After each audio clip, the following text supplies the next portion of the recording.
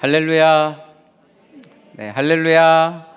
네, 담임 목사님 출타 중에 강주로 파송을 받게 된 이태근 목사입니다. 네, 감사합니다. 우리들 교회 이제 처음 온 것이 제가 2007년 겨울이었는데 만으로 17년이 되었습니다. 당시 초등학교 1학년이었던 아들은 이제 새 아이의 아빠가 되었고, 또 갓 태어난 딸은 내년에 이제 고3이 됩니다. 세월의 흔적이 저에게만 있었던 것은 아닐 테고, 함께했던 목장 식구들, 또 함께했던 모든 성도님들도 추억 속에 세월의 흔적들이 많이 느껴지는 것 같습니다. 저보다 먼저 오신 분들도 있고, 또 앞서거니 뒤서거니 따라오신 분들도 있을 텐데, 강주로 파송받기에 앞서서 다시 희문체플에 와서 말씀을 전하게 되니 왠지 마음이 뭉클해지는 것 같습니다. 보통 우리들 교회 집사님들은 처음 들었던 말씀을 오래오래 기억하시는 경우가 참 많은 것 같아요. 저도 우리들 교회에 와서 처음 들었던 말씀이 문짝 따는 인생이 되어야 합니다. 그 말씀을 들었는데, 그때는 그 말씀이 어떤 의미인지 다 알지는 못했을 텐데, 그래도 그냥 그 말씀이 왠지 좋았고 제 마음과 뇌리에 깊이 박혀 있는 것 같습니다. 잠깐 기도하고 오늘 주신 말씀 듣겠습니다. 하나님 아버지, 오늘 이 자리에 세워주시니 감사합니다. 성벽을 중수하고 문짝을 달고 문지기를 세워야 한다고 하셨는데, 지난 21년 동안 우리들 교회와 함께하여 주시고 나의 어깨를 내어주며 서로의 등을 기대며 견고한 성벽이 되게 하여 주시니 감사합니다. 우리가 어디에 있던 각자 맡은 자리에서 사명을 잘 감당할 수 있도록 말씀하여 주시옵소서. 예수님의 이름으로 기도드립니다. 아멘. 오늘 큐티인 본문은 다윗과 골리앗의 이야기입니다. 다윗이 블레셋 사람 골리앗을 물맷돌 하나로 제압을 하고 그의 칼로 그의 머리를 베었습니다. 오늘 큐티인 본문으로 말씀을 전하려고 하니 저에게는 살짝 조금 안 맞는 본문처럼 느껴지기도 했어요. 다윗처럼 살아온 인생이 아니기에, 또 그렇다고 골리앗은 되기 싫고, 왕으로 기름 부음을 받았지만 하나님이 주신 사명을 잃어버리고 자기의 영광을 추구하던 사울의 모습이 나의 모습이 아니었는가, 지난 한 주 동안 많은 생각을 해보았습니다. 하지만 오늘 주신 말씀에도 다 이유가 있을 텐데 함께 띵크하며 살펴보기를 원합니다. 하나님의 이름으로 나아가려면 첫째, 수치와 조롱을 잘 받아야 합니다. 41, 42절 말씀을 봅니다. 블레셋 사람이 방패든 사람을 앞세우고 다윗에게로 점점 가까이 나아가니라. 그 블레셋 사람이 둘러보다가 다윗을 보고 업신여기니 이는 그가 젊고 붉고 용모가 아름다움이라. 여기서 블레셋 사람은 골리앗을 가리킵니다. 누구나 다 아는 이름, 유명한 이름 골리앗이 있는데, 오늘 큐티인 본문은 굳이 그의 이름을 한 번도 불러주지 않고 그저 블레셋 사람이라고만 칭하고 있습니다. 블레셋 사람이 방패든 사람을 앞세우고 나왔다는 것은 블레셋 사람 골리앗도 지금 나름 긴장을 하고 있다는 뜻이에요. 그런데 사울과 이스라엘 진영은 그러한 골리앗 때문에 지난 40여일 동안 수치와 조롱을 당하고 있습니다. 물론 수치와 조롱은 누구나 다 당할 수 있죠. 하지만 수치와 조롱을 잘 감당하려면 내공이 필요한데, 내공이 없는 사람은 한마디에 주눅이 들거나 또는 벌벌 떨거나 풀이 죽기 마련입니다. 핫발과 얼굴이 이쁘다고 또 자존감이 높은 것도 아니더라고요.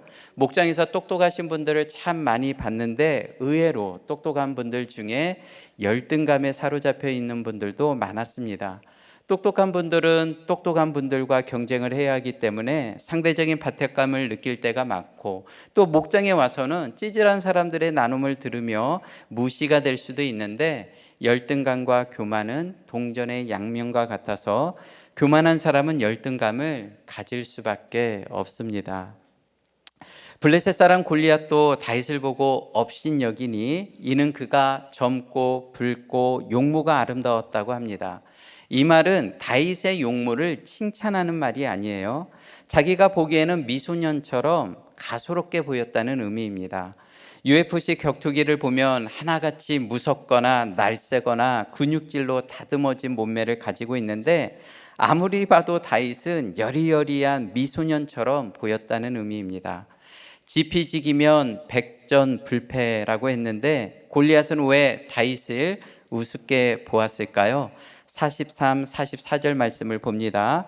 블레셋 사람이 다윗에게 이르되 네가 나를 개로 여기고 막대기를 가지고 내게 나왔느냐 하고 그의 신들의 이름으로 다윗을 저주하고 그 블레셋 사람이 또 다윗에게 이르되 내게로 오라 내가 네 살을 공중의 새들과 들짐승들에게 주리라 하는지라.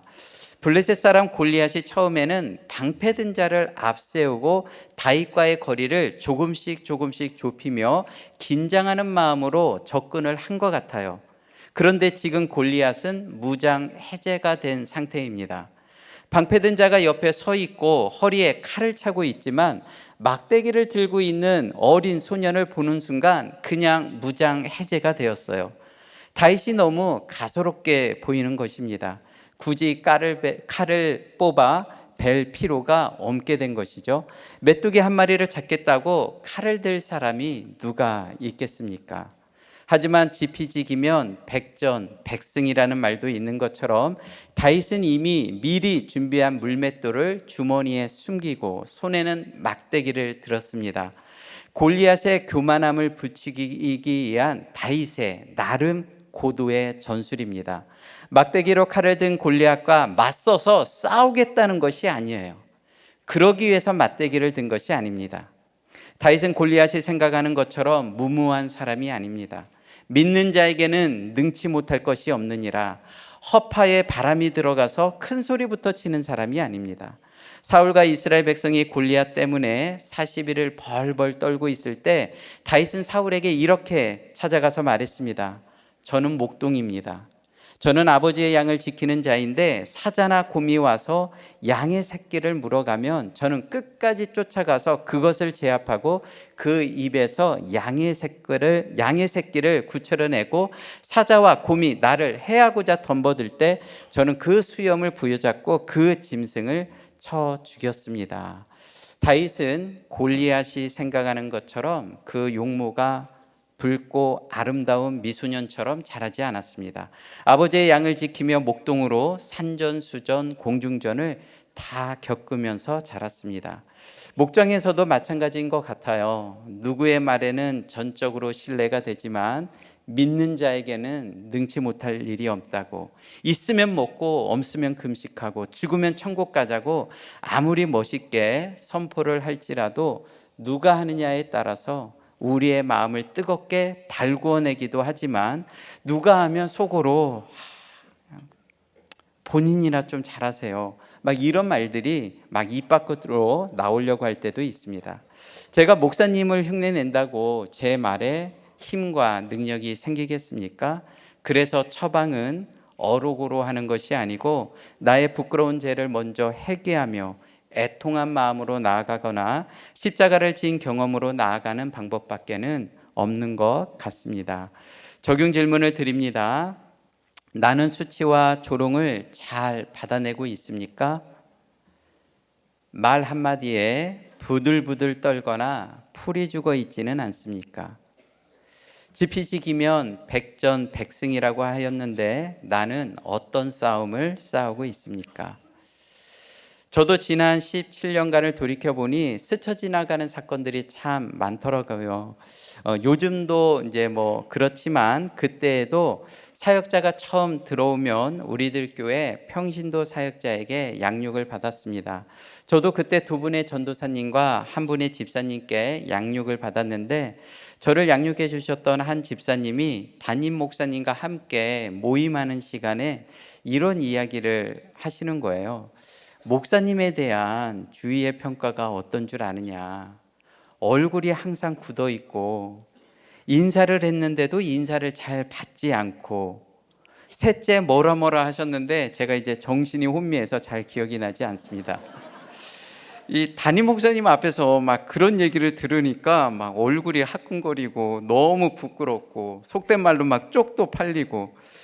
그런데 이제 그렇게 만약 끝났으면 제가 오늘 이 자리에 없었을 텐데, 그래도 그 이야기를 꽤 오랫동안 마음에 간직하면서 먼저 인사도 하고, 제가 인사를 안 받았다기보다는 좀 낯가림이 심해요. 그래서 이제 사람 얼굴을 똑바로 못 쳐다보니까 그러기도 했었는데, 일부러 이렇게 인사도 먼저 하고 또 얼굴도 한 번씩 쳐다보고, 네. 특별히 이제 그 집사님과 식사를 할 때면 그분이 알지 모르겠지만 항상 제가 먼저 존경하는 마음으로 물도 떠다 드리면서 이렇게 훈련과 양육의 때를 보냈던 기억이 있습니다. 하나님의 이름으로 나아가려면 두 번째, 칼과 창을 내려놓아야 합니다. 45절 말씀을 보겠습니다. 다윗이 블레셋 사람에게 이르되 너는 칼과 창과 단창으로 내게 나아오거니와 나는 만군의 여호와의 이름 곧 네가 모욕하는 이스라엘 군대의 하나님의 이름으로 네게 나아가노라.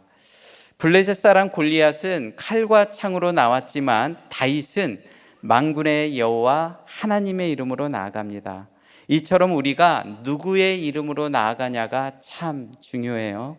주의 일을 하면서도 내 이름을 앞세울 때가 많습니다. 연말에 목장 개편을 하면서도 항상 민감하고 조심스러운 것은 서로의 이름을 비교하며 누가 목자가 되고 마을지기가 먼저 되었는지, 나의 이름을 인정해 주지 않는 것 같아서 혹 마음이 불편한 적은 없었습니까? 목사인 저도 그랬습니다. 제가 17년 전 처음 우리들 교회에 왔을 때 할 줄 아는 것이 정말 아무것도 없었어요.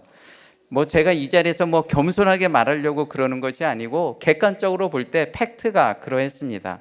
아는 사람도 없고 돌아가는 상황도 모르고 지금처럼 목사님들이 많아서 함께 묻어갈 수 있는 상황도 아니었고, 그렇다고 또 제가 성격이 막 원만하고 그래서 이렇게 잘 어울리지도 못했습니다. 세월이 약이라고 해야 할까요? 시간이 지나니 조금씩 일도 맡겨주시고 직분도 생기다 보니 사울처럼 겸손하게 시작한 것 같았지만 얼마 지나지 않아서 금세 여호와를 위한 전쟁이 아니라 나를 위한 전쟁, 기념비를 세우려고 하다 보니 본의 아니게 여러 번의 질의를 받게 되었습니다.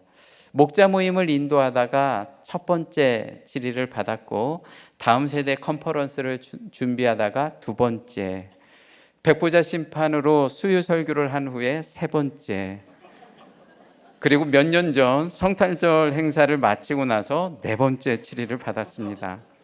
뭔가 제가 대충 해서 질의를 받았다기보다는 칼을 들고 창을 높이 세우며 남들보다 뭔가 다른, 조금 색다른, 뭔가 새로운, 이태근 목사가 하니까 뭐가 좀 다르네, 그 말 듣고 싶어서 나름 열심히 준비했는데 상급으로 칭찬이 아닌 질의를 받았습니다.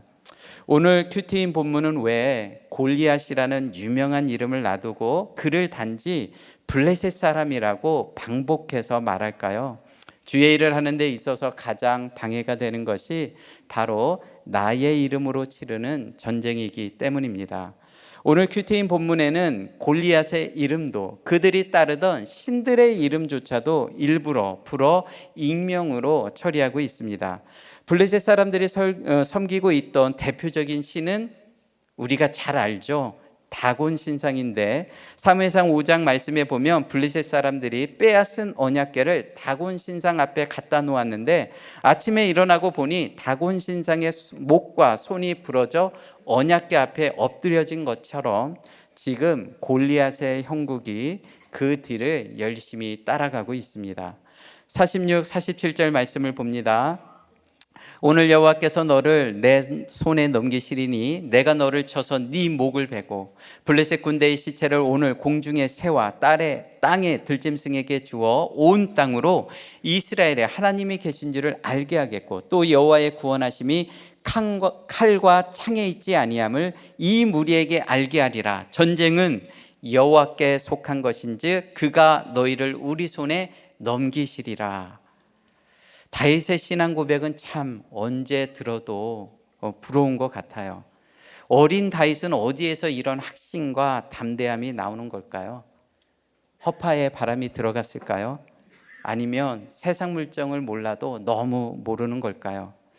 여호와의 구원하심은 칼과 창에 있지 않다고 하셨는데, 저는 목회자로 살아가는 것이 참 부담스럽고 언제 이 짐을 내려놓을 수 있을까? 우리들 교회에 와서도 한참이나 한쪽 눈이 터지기 전까지 쓸데없는 생각을 참 많이 했던 것 같습니다. 제가 목사의 직분을 가볍게 경홀히 여겼다기보다는, 목사는 아무나 하는 것이 아니기에 능력도 있고 지혜와 지식도 있고 또 머리도 똑똑하고 모든 것을 두루두루 갖추어야 한다고 생각을 했는데, 저는 그렇지 않은 것 같아서 제 몸에 맞지 않는 옷을 입고 있는 것 같아서 마음이 항상 힘들고 불편했습니다. 하지만 겸손함처럼 보이는 제 모습이 실상은 내 손에 칼과 창이 없기에 골리앗 앞에서 벌벌 떨고 있는 사울과 크게 다르지 않다는 것을 깨닫기까지는 참 오랜 시간이 아니고 오랜 세월이 필요했던 것 같습니다. 성도님들은 어떻습니까? 손에 잡히는 학벌과 돈이 없어서 불안하지는 않습니까?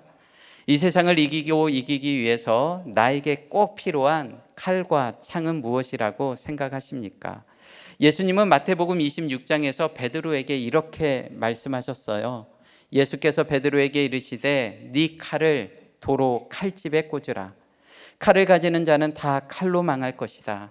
내가 내 아버지께 구하여 이르기를 12군단이 더 되는 천사를 동원할 수 없는 것을 있는 것을 네가 알지 못하느냐. 그러나 내가 만일 그렇게 한다면 이런 일이 있으리라고 하신 성경 말씀이 어떻게 이루어지겠냐.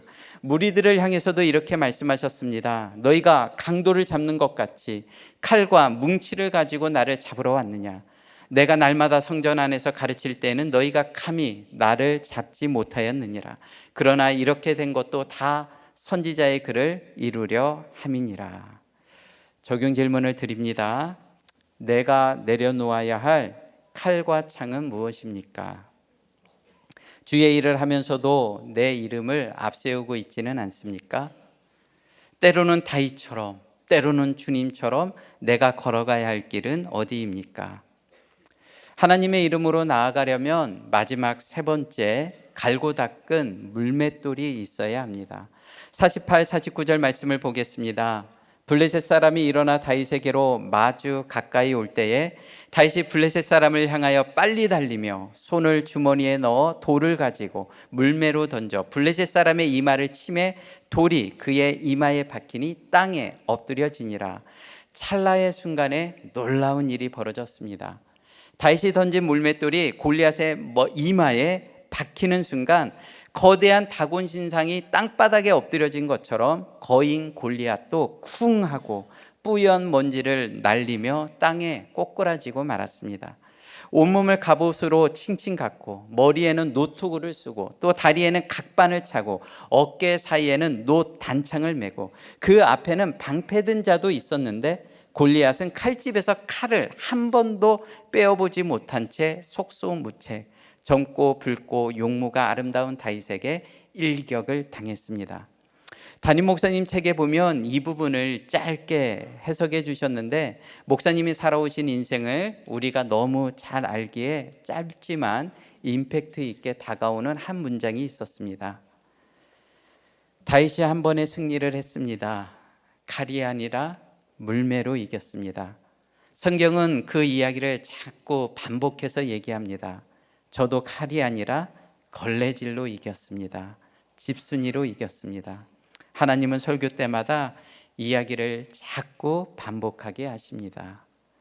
대부분의 사람들은 이 본문을 읽으면서 걸레질을 먼저 떠오르기보다는 할 수 있거든이 무슨 말이냐, 믿는 자에게는 능치 못할 일이 없느니라, 아마 이런 성구가 먼저 떠오르지 않을까 싶습니다. 하지만 다윗은 기적을 기대하며 전쟁터에 나간 것이 아닙니다. 골리앗은 다윗을 보며 그가 젊고 붉고 용모가 아름답다고 세상 물정을 하나도 모르는 어린아이처럼 취급했지만 다윗은 골리앗을 두려워하지 않았습니다.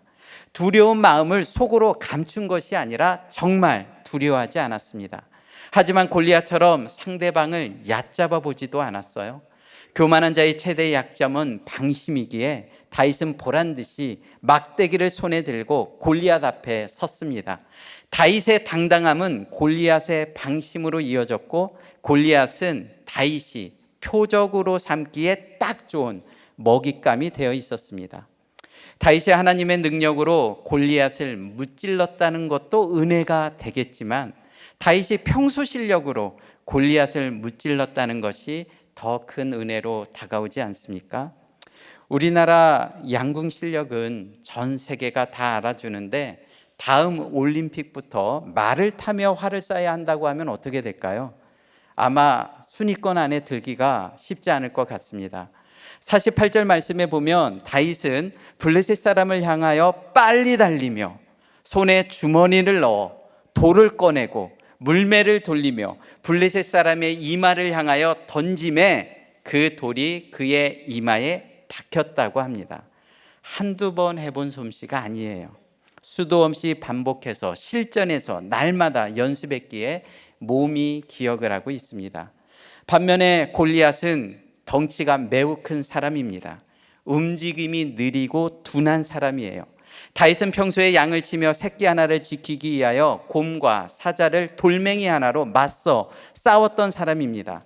날쌘 들짐승도 다루어 보았는데 그깟 덩치 큰, 오만하기 짝이 없는, 하나님을 업신여기는 골리앗을 보면서 다윗이 벌벌 떨었을 리가 없습니다.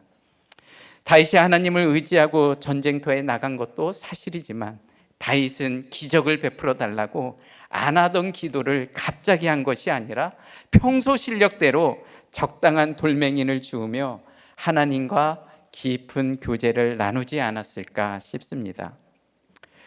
제가 우리들 교회에서 마지막으로 맡은 직분은 판교채플 주차부 담당 사역자로 지난 1년을 보냈습니다. 주일날 절을 거치지 않으면 판교채플 지하 주차장을 들어가기가 어렵습니다. 진짜예요. 올 연초에는 주차증을 새로 발급해 드리면서 엄격하게 심사하고 자격 조건에 맞는 분들에게만 사전 심사를 통해서 주차증을 발행해 드렸는데, 간혹 주차증을 미리 신청하지도 않고 무작정 찾아오시는 분들도 계셨습니다. 한 번은 80살이 넘으신 할아버지 한 분이 오셔서 주차증을 받으러 오셨다고 하시길래 미리 신청을 하셨는지 물어보니 아무것도 모르는 사람처럼 눈만 뻥끔뻥끔 하시더라고요. 그래서 제가 안 된다고, 미리 신청하시고 안내 문자를 받으시고 한 주 후에 다시 오라고 설명을 해드렸더니 옆에 계시던 주차부 집사님들이 목사님 또 왜 그러시냐고, 아버님이신데 그냥 해드리라고 하시더라고요. 저는 우리 집사님들이 저의 아버지인 줄을 모를 거라고 생각을 했어요. 그런데 다들 저희 아버지인 걸 아는 거예요. 그래도 제가 안 된다고 했습니다. 일단 집에 가셔서 차관 며느리에게 먼저 물어보시고 신청하시고 한 주에 다시 오라고 그냥 돌려보냈습니다. 최근에는 어떤 집사님이 2024년 주차증을 2025년 주차증으로 갱신하러 오셨는데 이런 말씀을 하시더라고요. 하도 엄격하게 관리를 해서 이 주차증을 남편하고 같이 올 때만 사용하느냐고 1년에 몇 번 사용하지 못했다고 하시길래 제가 웃으면서 그랬어요. 권사님, 왜 교회가 저를 이 자리에 앉혀놨겠습니까? 우리들 교회 사역자가 많은데 그 중에서 제일 융통성이 없는 사람이 바로 저이기에 이 자리에 앉혀놓지 않았겠습니까? 이렇게 말씀했더니 그냥 허탈하게 웃으시면서 가셨어요. 하지만 그렇다고 해서 제가 매번 항상 엄격한 잣대만 들이대는 것은 아닙니다. 상황을 봐서 정 안 될 것 같으면 함께 나오는 가족들이 없고 또 QR이 뭔지도 모르시는 것 같으면 그 자리에서 눈치껏 바로바로 해드리는 경우도 있었습니다.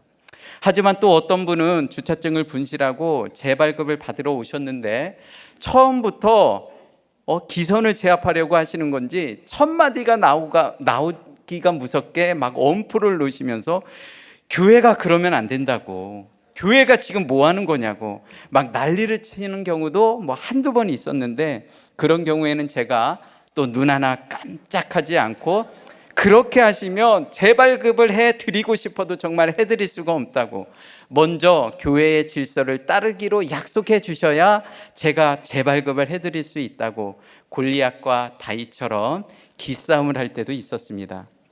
한 번은 아기 엄마가 주차증을 분실하고 재발급을 받으러 오셨는데 어디에서 분실했는지를 잘 모르시는 거예요. 그래서 제가 재발급 받기가 정말 까다로우니 일단 가셔서 다시 한번 잘 찾아보시고 다시 오라고 했는데, 몇 주 후에 다른 집사님이 주차증을 갱신하러 오셨다가 그 아기 엄마 얘기를 하시면서 주차증을 분실하셔서 교회 밖에 주차를 하고 새 아이를 데리고, 막내는 지금 6개월밖에 되지 않았는데 그렇게 오신다고. 제가 그 이야기를 들으니까 너무 미안하고 이제 죄송한 마음에 전화를 드렸더니 아니라고, 주차증 찾았다고. 정말이냐고 물어보니까 정말이라고, 오늘도 교회에 주차했다고 하시길래 안심이 되었습니다. 그 아기 엄마가 정지훈 목사님의 사모인데, 정지훈 목사님은 그런 일이 있었는지 알라나 모르겠어요.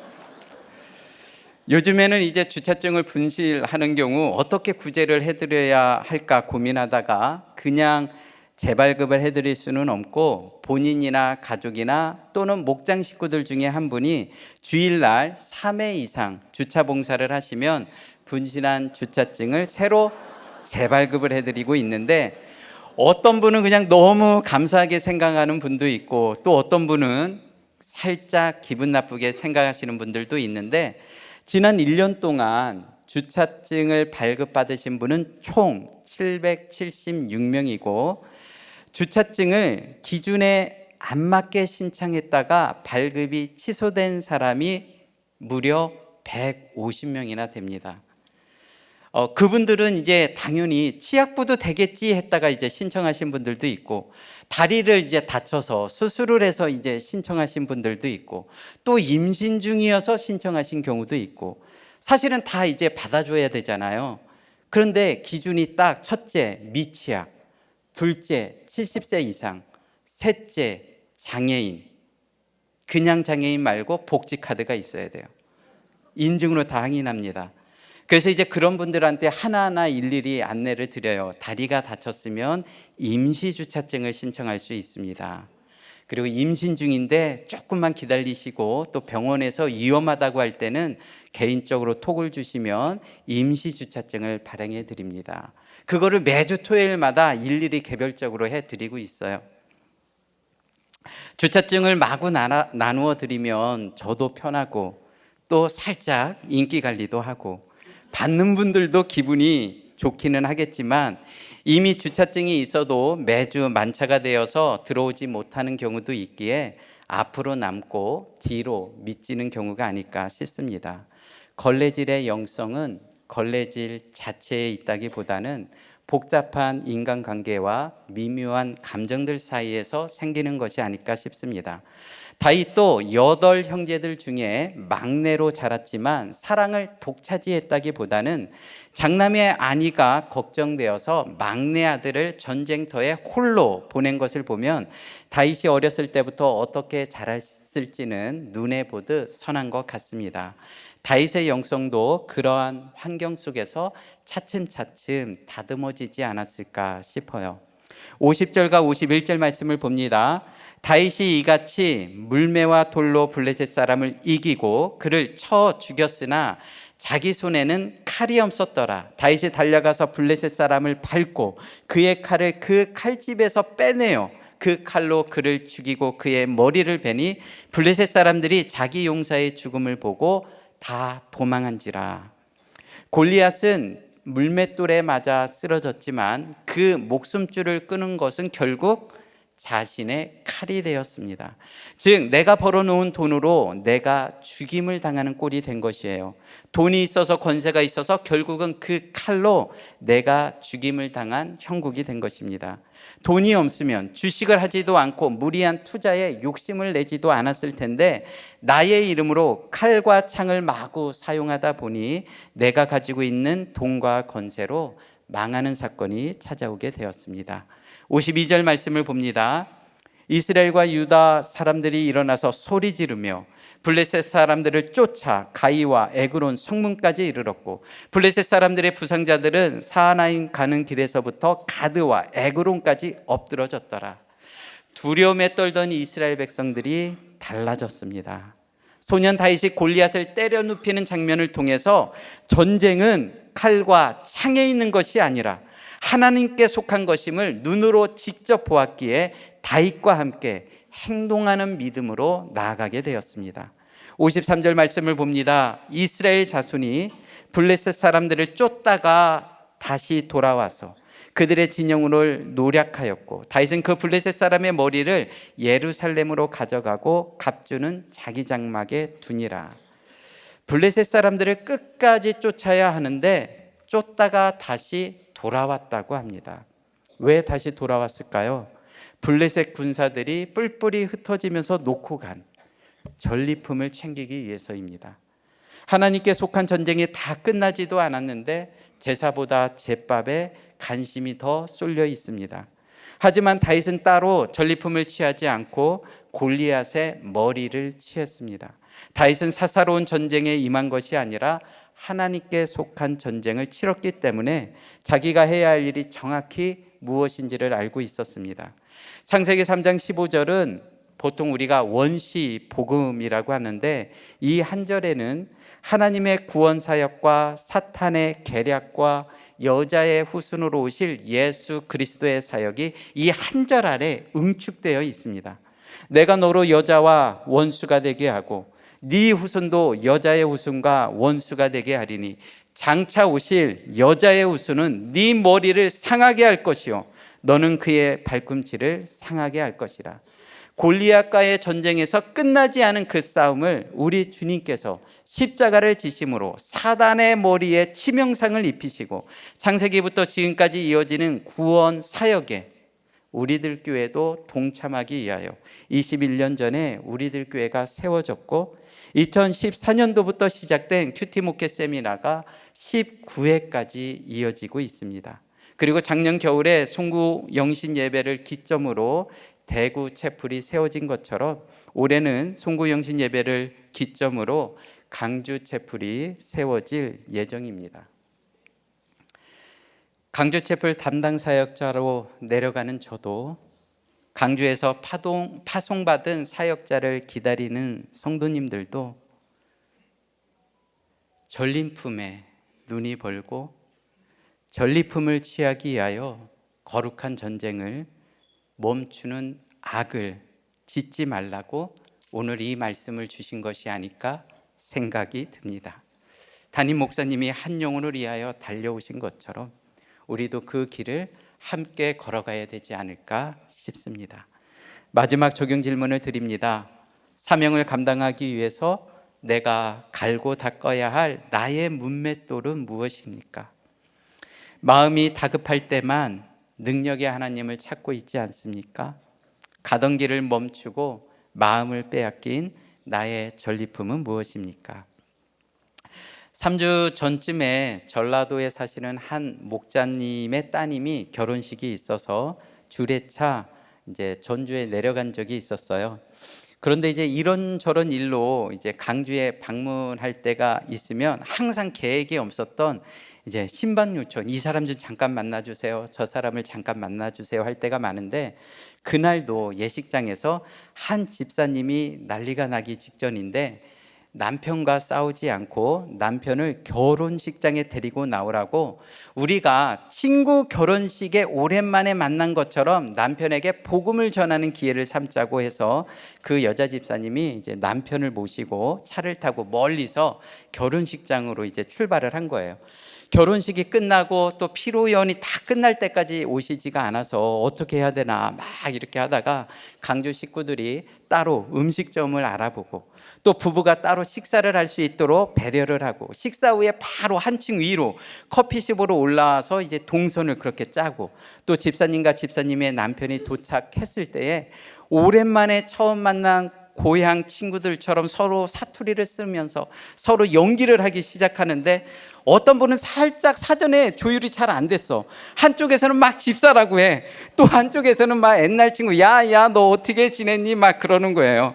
사투리로 말씀을 하셔서 애국어를 듣는 것 같기도 하고, 어찌되었든 이제 뭐 서로 이렇게 막 통성명도 하고, 뭐 거기에서 또 작은 연결고리를 찾아서 급하게 건설 쪽에서 일하시는 우리 한 집사님을 또 호출하고 명함을 이제 주고받고, 나중에 꼭 한번 뵙기로 했는데 명함을 주고받은 이 한 부목자님이 지난주에 부부가 함께 식사 자리를 가지고 목장을 소개하고 목장에 초대하기로 했다고 하시더라고요.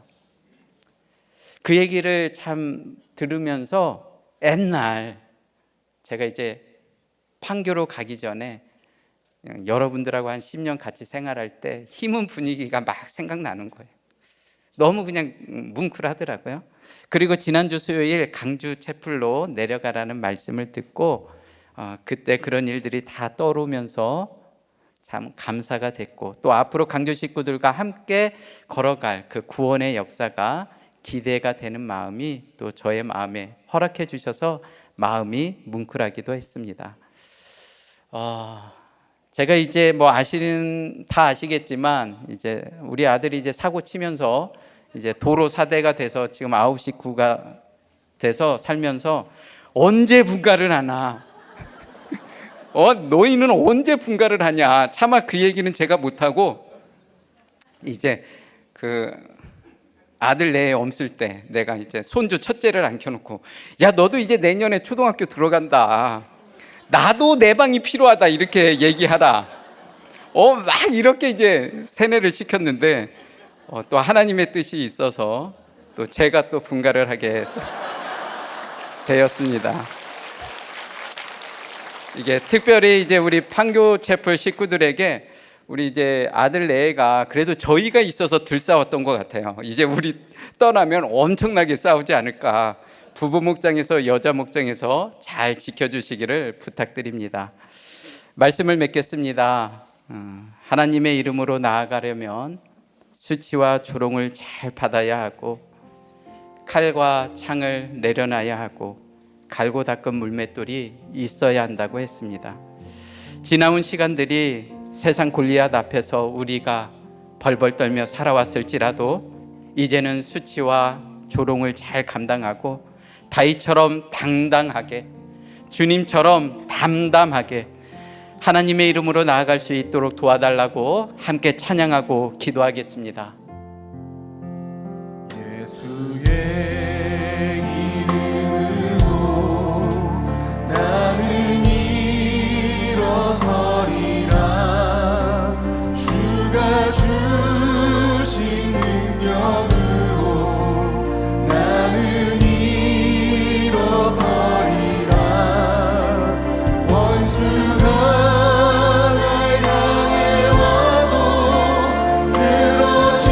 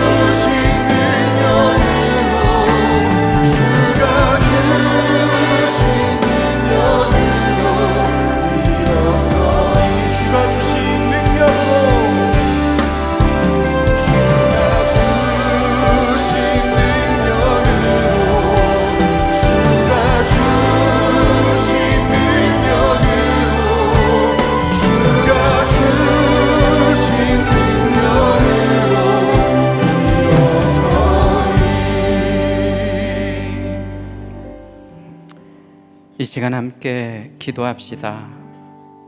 지나온 시간들, 지나온 세월 속에 스쳐 지나가는 사람들은 누구입니까? 오늘 내가 이 자리에 있도록 이 모양 저 모양으로 수고하신 분들을 위해 함께 기도합시다. 혹 그 사람들 중에 가던 길을 멈추고 중간에 낙오하신 분들이 있다면 더 간절하고 애통한 마음으로 기도합시다.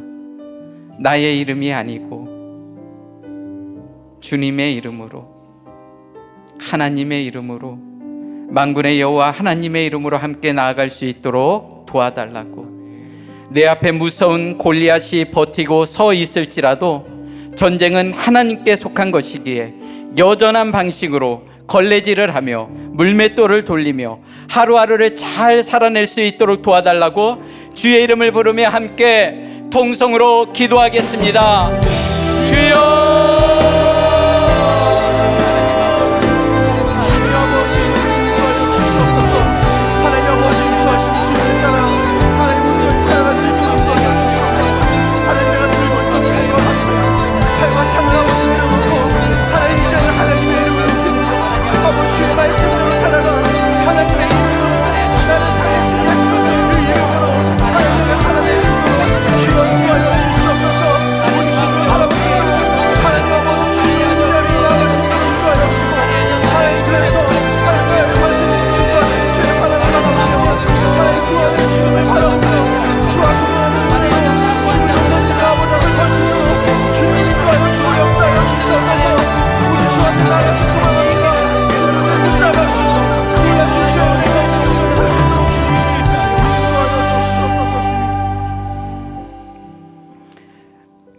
하나님 아버지, 목사로 부르심을 받았지만 소명의식이 부족하여 이 생각 저 생각, 쓸데없는 생각을 참 많이 하며 살았습니다. 담임 목사님의 양육이 없었다면, 오래 참고 기다려주신 우리 공동체 식구들이 없었다면 오늘 이 자리에 서지 못했을 텐데, 한 걸음 더 앞으로 나아가라고 오늘 이 자리로 불러주시니 감사합니다. 다윗이 그랬던 것처럼 골리앗 앞에서 뒤를 돌아보지 않고 하나님의 이름으로, 주의 이름으로 나아가는 우리가 되게 하여 주시옵소서. 골리앗 앞에서 벌벌 떨던 우리의 인생이 여전한 방식으로 말씀 보고 기도하며 적용하며 나아갈 때에 우리의 연약함이 변하여 담대함이 되게 하여 주시옵소서. 내 손에 든 칼과 창을 내려놓고 여전한 방식으로 걸레질을 하며 물맷돌을 돌리며 하루를 살아내고 한 주를 살아낼 수 있도록 우리 모든 성도님들을 불쌍히 여겨 주시옵소서. 인권을 앞세우는 이 시대에 창조질서를 가로막는 모든 압법이 제정되지 않게 하여 주시옵고, 생명보호법이 제정되게 하여 주시옵소서.